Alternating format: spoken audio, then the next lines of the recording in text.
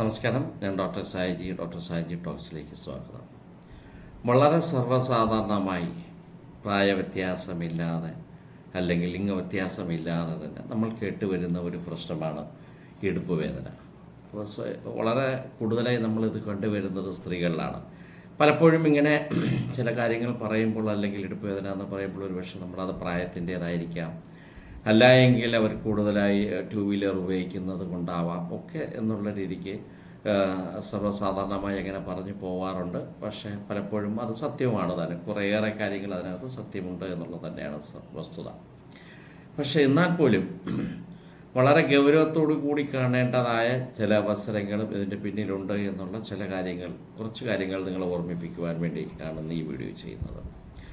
പൊതുവേ ഒരു ഇടുപ്പ് വേദന എന്ന് പറയുമ്പോൾ സാധാരണ നിലയ്ക്ക് നമ്മളിപ്പോൾ ഒരു സ്ത്രീകൾ നമ്മളിപ്പോൾ ഒരു ഇടുപ്പ് വേദന എന്ന് പറയുമ്പോൾ തീർച്ചയായും അത് ഏതെങ്കിലും തരത്തിലുള്ള പെൽവിക് മസിൽസിൻ്റെ ഒരു സ്ട്രെയിനോ അല്ലെങ്കിൽ അങ്ങനെ എന്തെങ്കിലും സ്പ്രെയിനോ മറ്റോ ആവാം.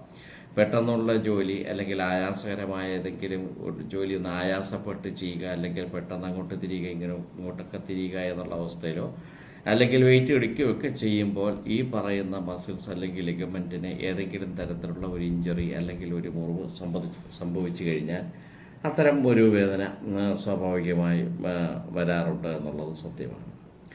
ഇനി നമ്മൾ നേരത്തെ പറഞ്ഞു വന്നതുപോലെ തന്നെ പൊതുവേ നമുക്ക് കൂടുതലായി ഇടുപ്പ് വേദന അല്ലെങ്കിൽ അങ്ങനെയൊക്കെ പറയുമ്പോൾ തീർച്ചയായും നമ്മളത് ഡിസ്ക് സംബന്ധമായ പ്രശ്നങ്ങളാണ് എന്ന് നമ്മൾ അതിനെക്കുറിച്ച് അനുമാനിക്കാറുണ്ട്. ഡിസ്ക് സംബന്ധമായ ഈ കശേരുവിലെ നട്ടലിൻ്റെ ഓരോ കശേരുകൾക്കിടയിലുള്ള തരത്തിലുള്ള തരുണാസ്ഥി അല്ലെങ്കിൽ കാർട്ടിലേജ് എന്ന് പറയുന്ന, അതായത് രണ്ട് അസ്ഥികൾക്ക് ഇടയ്ക്കുള്ള ഒരു കുഷൻ പോലുള്ള ഒരു മെറ്റീരിയലാണ് കാർട്ടിലേജ് എന്ന് പറയുന്നത്. അത് ഈ അസ്ഥികൾ പരസ്പരം തേയ്മാനം ഉണ്ടാവാതെ സൂക്ഷിക്കുവാനും ഒക്കെ ഉരസാതെ തേയ്മാനം ഉണ്ടാവാതിരിക്കുവാൻ വേണ്ടി ഒരു കുഷൻ പോലെ പ്രവർത്തിക്കുന്ന ഇത്തരം കാർട്ടിലേജിൻ്റെ തേയ്മാനം കൊണ്ടുണ്ടാകുന്ന തരത്തിലുള്ള ഒരു ഡീജനറേറ്റീവ് ചേഞ്ചസ് കൊണ്ടുണ്ടാകുന്ന ഒരവസ്ഥയാണ് സാധാരണയായി നമുക്ക് അസ്ഥി സംബന്ധമായ പ്രശ്നമെന്ന് നമ്മൾ പൊതുവെ പറയാറുള്ളത്. അങ്ങനെയുള്ള ഒരവസ്ഥ കൊണ്ട് നമുക്ക് സാധാരണയായി വരാം. അതിന് നമ്മൾ പലപ്പോഴും മെഡിക്കൽ ഭാഷയിൽ പലപ്പോഴും പൊതുവേ സന്ധികളിൽ അത്തരം തേയ്മാനം വരുമ്പോൾ നമ്മളതിനെ ഓസ്റ്റിയോആർത്രൈറ്റിസ് എന്നോ അല്ലെങ്കിൽ നടുവിനെ സംബന്ധിച്ചൊക്കെ വരുമ്പോൾ തീർച്ചയായും അതിനെ ആംഗിലൈസിങ് സ്പോണ്ടലൈസിസ് എന്നുള്ള രീതിക്കൊക്കെ നമ്മൾ പറയാറുണ്ട്. വളരെ സർവ്വസാധാരണമായി കാണാറുള്ളതാണ്. അപ്പോൾ ഈ നടുവിൻ്റേത് അല്ലെങ്കിൽ നട്ടലിൻ്റെ തന്നെ അതിൻ്റെ ഒരു കർവേച്ചർ അല്ലെങ്കിൽ അതിൻ്റെ ഒരു സ്ഥായിയായ ഒരു ഭാവം അത് നമുക്ക് ഒരു എക്സ്റേയിലോ മറ്റോ എടുക്കുമ്പോൾ നമുക്കറിയാം അതിനകത്തുള്ള ആ ഒരു രീതിക്ക് അതിൻ്റെ ഒരു വ്യതിയാനം, അതിൻ്റെ ഷേപ്പിനും കാര്യങ്ങൾക്കും ഒരു വ്യതിയാനം വരുന്ന ഒരവസ്ഥയാണ് ഇത്തരം കാര്യങ്ങൾ.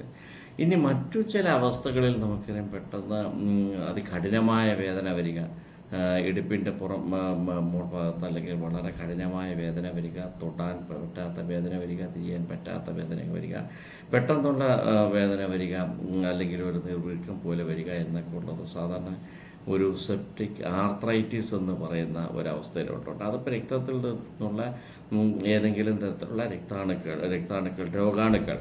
രോഗാണുക്കൾ രക്തം വഴി തീർച്ചയായും നമ്മുടെ ഈ അസ്ഥികളുടെ ഭാഗത്തെത്തുകയും അവിടെ എത്തി ഒരു ഇൻഫ്ലമേഷൻ ഉണ്ടാകുകയും അല്ലെങ്കിൽ അവിടുത്തെ അസ്ഥിയിലോട്ടുള്ള രക്തഓട്ടത്തിൻ്റെ അളവ് കുറയുകയൊക്കെ ചെയ്യുന്ന അവസ്ഥയിലുണ്ടാകുന്ന ഒരവസ്ഥയാണ് സെപ്റ്റിക് ആർത്രൈറ്റിസ്. അതികഠിനമായ വേദന, തൊട്ടാൽ ചൂട്, ചുവപ്പ്, അതിനോടൊപ്പം ചില സമയങ്ങളിൽ പനിയൊക്കെ ഉണ്ടാവാന്നുള്ളത്. എപ്പോഴും സന്ധിവേദനയുടെ കൂടെ പെട്ടെന്ന് നല്ല പനിയോ കാര്യങ്ങളൊക്കെ വരികയാണ്.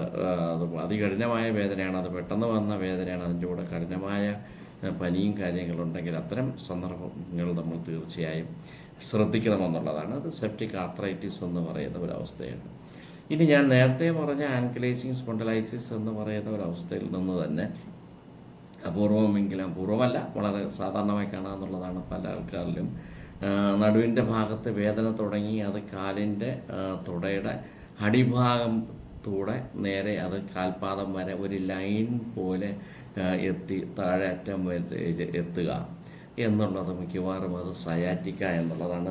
തീർച്ചയായും നമ്മുടെ നട്ടലിൻ്റെ തന്നെ രണ്ട് കശേരുക്കൾക്കിടയിലൂടെ ഒരുപാട് നെർവ്സ് ഇങ്ങനെ കടന്നു പോകുന്നുണ്ട്.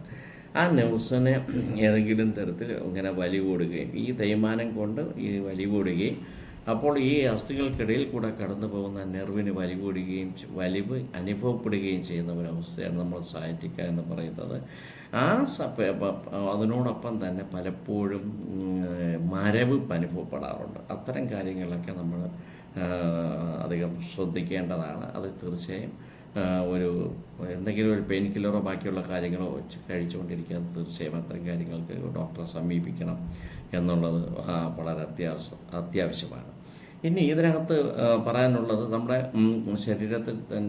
ശരീരത്തിൽ തന്നെ എല്ലിൻ്റെ പല ഭാഗങ്ങളിൽ അല്ലെങ്കിൽ ശരീരത്തിൻ്റെ പല ഭാഗങ്ങളിലെ ചില ബെഴ്സായ എന്ന് പറയുന്നത്, അതായത് ചില സഞ്ചികൾ, ഒരു ഫ്ലൂയിഡ് ഫിൽഡ് സാക്സ് എന്നാണ് പറയുന്നത്. സഞ്ചി ഫ്ലൂയിഡ് നിറഞ്ഞ ചില സാക്കുകൾ, അത് നമ്മുടെ അസ്ഥികളുടെ ആയാസം ഒന്ന് ക്രമീകരിക്കുവാൻ വേണ്ടി ഒരു ശ്രദ്ധിച്ചിട്ടുള്ള ഒരു സംഭവമാണ്. അത്തരം ആ ഫ്ലൂയിഡ് ഫിൽഡ് സാക്സ് അല്ലെങ്കിൽ അതിനകത്തും ഏതെങ്കിലും തരത്തിലുള്ള അണുബാധയോ കാര്യങ്ങളോ ഉണ്ടെങ്കിൽ തീർച്ചയായും അതികഠിനമായ നടുവേദന കാര്യങ്ങൾ വരാറുണ്ട് എന്നുള്ളതാണ്. ഇനി നമുക്കറിയാം, സാധാരണയായി നമ്മുടെ പുറകുവശം, അതിൽ നടുവിൻ്റെ ബാക്കിൽ ഇടുപ്പിൻ്റെ തൊട്ട് പുറകെയായി വേദനയും അതിന് ഗ്രോയിൻ അവിടെ നിന്ന് ആ വേദന നമ്മുടെ ഇടുപ്പിൻ്റെ സൈഡ് വഴി വയറിൻ്റെ സൈഡിലോട്ട് വന്നിട്ട് അത് ശരിക്കും തുടയിടുക്കിലോട്ട് ഇറങ്ങി വരുന്ന തരത്തിലുള്ള അതിനെ നമ്മുടെ സാധാരണ ലോയിൻ ടു ഗ്രോയിൻ എന്ന് പറയും. ആ തരത്തിലുള്ള ഒരു വേദന വരികയാണ് എങ്കിൽ അത് ഒരുപക്ഷെ തീർച്ചയായും അത് ഏതെങ്കിലും തരത്തിൽ ഒരു കിഡ്നി സ്റ്റോൺ, മൂത്രത്തിൽ കല്ല് ഉള്ള ഒരവസ്ഥയ്ക്ക് സാധാരണയായി പലരിലും കണ്ടുവരുന്ന ഒരവസ്ഥയാണ്. അത്തരം വേദന നമുക്ക് അതും സൂക്ഷിക്കേണ്ടിയിരിക്കുന്നു എന്നുള്ളതാണ്. സൂക്ഷിക്കേണ്ടതെന്ന് പറയുമ്പോൾ അത് ഒരു മെഡിക്കൽ അറ്റൻഷൻ ഉടനെ ഉണ്ടാകണം എന്നുള്ളതാണ്. പലപ്പോഴും ഈ കല്ല് എവിടെയെങ്കിലുമൊക്കെ കയറി ബ്ലോക്കായി തടസ്സമായി കഴിഞ്ഞാൽ അസഹനീയമായ വേദന ഉണ്ടാവാം. അത്തരം ഒരുപാട് പ്രശ്നങ്ങൾ ഒഴിവാക്കാൻ അത് ആവശ്യമായി വരുന്നു എന്നുള്ളതാണ്. ഇതിനോടൊപ്പം തന്നെ നമ്മുടെ ഇത്തരം ഇടുപ്പ് വേദന ഇപ്പോൾ വളരെ സർവ്വസാധാരണമായി നമുക്ക് പറയാനുള്ളത്, ഏതെങ്കിലും തരത്തിൽ പെട്ടെന്നൊരു ഇടുപ്പ് വേദന, മറ്റ് ലക്ഷണങ്ങളൊന്നും കാണാനില്ല, വെറും ഇടുപ്പിന് ചുറ്റും വേദന, ഒരു ഡൾ പെയിൻ അങ്ങനെ വരുന്നു എന്നുണ്ടെങ്കിൽ ചിലപ്പോൾ അത് തീർച്ചയായും ശരീരത്തിൽ മറ്റ് ഏതെങ്കിലും തരത്തിലുള്ള അണുബാധ, പ്രത്യേകിച്ച് UTI, യൂറിനറി ട്രാക്ട് ഇൻഫെക്ഷൻ, എന്തെങ്കിലും മൂത്ര സംബന്ധമായ രീതിക്ക് മൂത്രത്തിൽ പഴുപ്പോ പ്രയാസമോ ഒക്കെ ഉണ്ടാകുന്ന തരത്തിലും നമുക്ക് ഇത്തരം ഒരു ഇടുപ്പ് വേദന അനുഭവപ്പെടാം. അപ്പോൾ ഒരുപക്ഷെ കല്ലിൻ്റെ ആണെങ്കിലും കിഡ്നിയിലെ കല്ലിൻ്റെ റീനൽ സ്റ്റോൺ അങ്ങനെ ഒരു പ്രശ്നമാണെങ്കിലും വരാം. ഈവൻ സാധാരണ രീതിക്കുള്ള ഒരു UTI ഇൻഫെക്ഷൻ ഈ സമയത്ത്, ഈ ചൂടായ സമയത്ത് അധികമായി നിർജ്ജലീകരണം നടക്കുന്നത് കൊണ്ട് തന്നെ ധാരാളം വെള്ളം കുടിക്കണമെന്നുള്ളതും ഇത്തരം ചില അവസ്ഥകളിലും സ്വാഭാവികമായി നമുക്ക് അത്തരം വേദന അനുഭവപ്പെടാറുണ്ട് എന്നുള്ളതാണ് സത്യം. ഇതിനകത്ത് വളരെ ഗൗരവമായി നമ്മൾ മനസ്സിലാക്കേണ്ടത്, ഞാൻ നേരത്തെ പറഞ്ഞതുപോലെ എപ്പോഴെങ്കിലും ഇടുപ്പ് വേദനയോടൊപ്പം അധികരിച്ച പനി അല്ലെങ്കിൽ പെട്ടെന്ന് സന്ധിവേദന കൂടുതലായി വരുന്നു, അതിനോടൊപ്പം മരവിപ്പ്, കാല് നിലത്ത് കുത്താനേ പറ്റുന്നില്ല എന്നുള്ള ഒരു അവസ്ഥയാണെങ്കിൽ അതൊക്കെ തീർച്ചയായും ഒരു മെഡിക്കൽ എമർജൻസി സിറ്റുവേഷനാണ്. അത്തരം കാര്യങ്ങൾ വളരെയധികം ശ്രദ്ധിക്കണമെന്നുള്ളത്. പനിയോ കാല് നിലത്ത് കുത്താൻ പറ്റാത്ത അവസ്ഥയോ സന്ധികളിൽ തൊടുമ്പോൾ തന്നെ വേദന ഉണ്ട് എന്നുള്ളതാണെങ്കിൽ നമുക്ക് ഇത്തരം കാര്യങ്ങൾ ഉണ്ടാവാനുള്ള സാധ്യതയുണ്ട്. പിന്നെ നമുക്കറിയാം, പ്രായം ചെല്ലും തോറും ഓസ്റ്റിയോപോറോസിസ് എന്നുള്ള എല്ലിന് ഇങ്ങനെ ചില സുഷിരങ്ങളൊക്കെ വരിക എന്നുള്ളതും, അല്ലെങ്കിൽ എല്ലിനെ അതിൻ്റെ ശക്തി കുറയുക, ബോൺ ഡെൻസിറ്റി കുറയുക, അതിങ്ങനെ കുറഞ്ഞ് എല്ല് തന്നെ ഫ്രജൈലായി വരിക, പെട്ടെന്ന് ഇങ്ങനെ പൊട്ടാനുള്ള സാഹചര്യം ഓസ്റ്റിയോപോറോസിസ് പ്രത്യേകിച്ചിട്ടും മാസമുറ നിന്ന സ്ത്രീകളിലാണ് കൂടുതലായിട്ടും ചില ഹോർമോണിൻ്റെ വ്യതിയാനങ്ങൾ കൊണ്ട് അത്തരം ചില കാര്യങ്ങൾ വേണ്ട.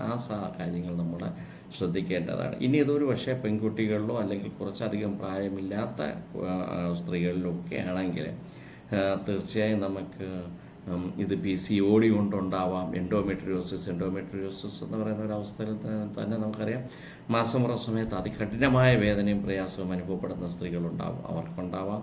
ഇനി സാധാരണ രീതിക്കുള്ള വെയിറ്റ് ഡിസ്ചാർജ്, ചില സ്ത്രീകളിൽ കൂടുതലായി മേഘവാതം പോലെ വെയിറ്റ് ഡിസ്ചാർജ് ഉണ്ടാകുന്ന സമയത്തും അതിനോട് അനുബന്ധിച്ച് നടുവേദന കാര്യങ്ങളുണ്ടാവാം. അപ്പോൾ ഓവറിയൻ സിസ്റ്റം ഉണ്ടാവാം, പെൽവിക് ഇൻഫ്ലമേറ്ററി ഡിസീസ്, ഏത് തരത്തിലുള്ള എൻഡോമെട്രിയോസിസ് പോലുള്ള സ്ത്രീജന്യമായ ഫൈബ്രോയിഡ് പോലും ഉണ്ടെങ്കിൽ വരാം.